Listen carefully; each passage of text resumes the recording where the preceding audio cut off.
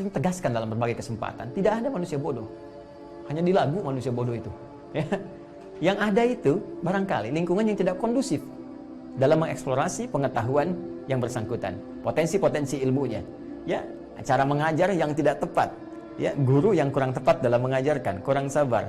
Ya, pun demikian lingkungan yang tidak kondusif ketika orang-orang ini berusaha menggali potensi pengetahuannya. Yang ingin saya katakan yang pertama, ilmu itu anugerah, potensi itu sudah ada, sudah tertanam.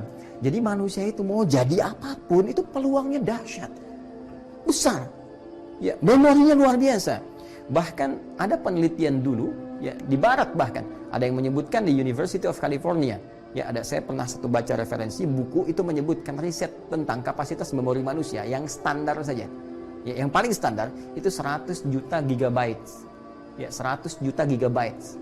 Anda bayangkan sekarang pakai flash disk saja, ya, misalnya yang berapa giga, 8 giga, ya, 10 giga, 60 giga, itu kalau dikumpulkan informasinya berbentuk hard copy, buku apa kumpulkan, barangkali rumah mewah pun tak sanggup menampung segala hal yang bisa dijadikan dalam bentuk hard copy tadi.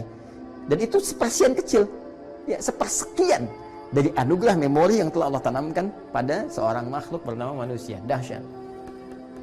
Jadi saya ingin membawa sebuah narasi untuk memberikan motivasi pada setiap diri. Tanamkan, katakan pada jiwa kita, saya makhluk pintar, saya makhluk berpengetahuan. Ya, tidak tercipta kita semua oleh Allah Subhanahu wa taala kecuali sebagai makhluk yang sangat bermartabat, makhluk yang punya nilai, makhluk yang mulia.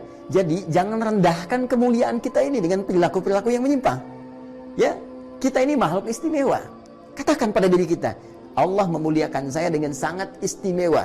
Bahkan dengan potensi keistimewaan ini bisa lebih tinggi derajatnya dibanding dengan malaikat. Allah sudah mengangkat. Kenapa Anda merendahkan diri sendiri? Hei para pelajar dimanapun Anda berada, khususnya yang muslim, ya, yang tersambung dalam kajian ini, saya katakan kepada Anda semua, jangan pernah mengatakan pada diri Anda, saya nggak bisa, saya tidak mampu, susah nih matematika, nggak bisa nih fisika. Tidak, kawan. Katakan pada diri Anda, saya adalah makhluk istimewa yang bisa mengatasi berbagai materi apapun yang saya pelajari, saya bisa kuasai, karena semua potensi itu telah Allah tanamkan pada diri kita. Keyakinan membangun sebuah kekuatan yang akan memberikan transformasi pada diri kita untuk jadi manusia yang istimewa dengan tindakan-tindakan yang nyata. Catat itu. Ya. Jadi ini poinnya. Hanya bedanya karena kita bukan nabi. Ingat, kita bukan nabi, ya. Fitrah kenabian tidak kita miliki. Awas hati-hati. Fitrah kenabian diajarkan secara langsung. Ketika Allah mengajarkan, redaksinya allama.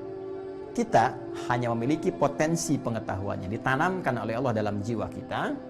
Tinggal sekarang persoalannya bagaimana menggali potensi ini sehingga keluasannya bisa kita dapatkan, kedalamannya bisa kita raih.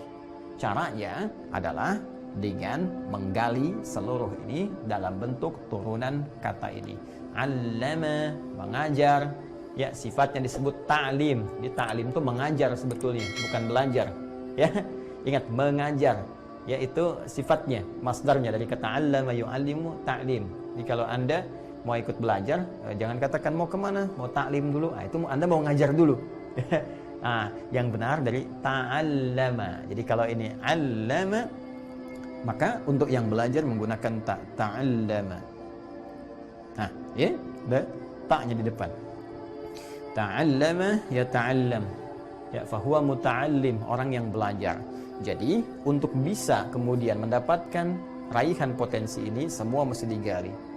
Jalurnya ta'allum, belajar. Ta'allum, belajar.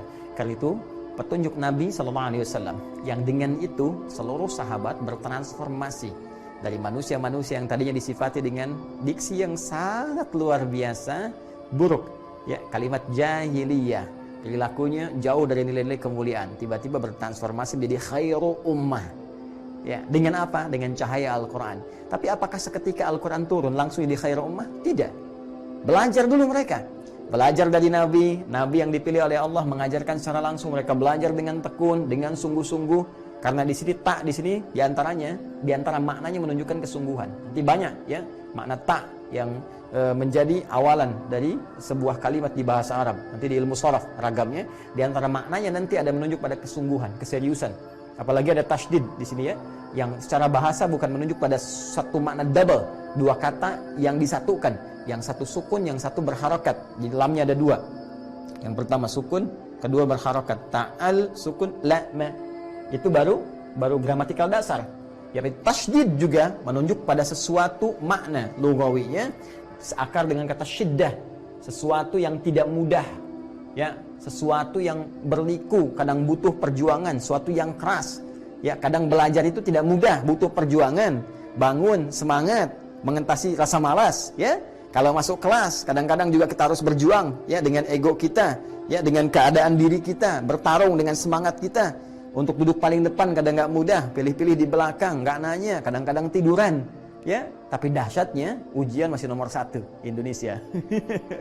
Ya, yaitu artinya apa? Potensinya tinggi, kita luar biasa gitu, ya. Jadi teman-teman sekalian, saya ingin katakan di sini, Nabi memberikan sebuah petunjuk dengan sangat singkat. Kalimat beliau, khairukum man ta'allamal Qur'ana wa 'allamah. Ya, yang terbaik di antara kalian adalah orang yang mampu mengeksplorasi, menggali dengan sungguh-sungguh, ya. Hadapi segala tantangannya, tetap semangat, ya. Mereka berhasil menggali makna-makna Al-Quran dengan sungguh-sungguh, semangat, tantangan tidak mudah. Datang belajar kepada Nabi, ada ancaman, intimidasi, bahkan tidak sedikit yang dieksekusi. Tapi hasilnya apa? Hasilnya abadi terpatri hingga kini. Dengan nilai-nilai kebaikan yang melegendaris.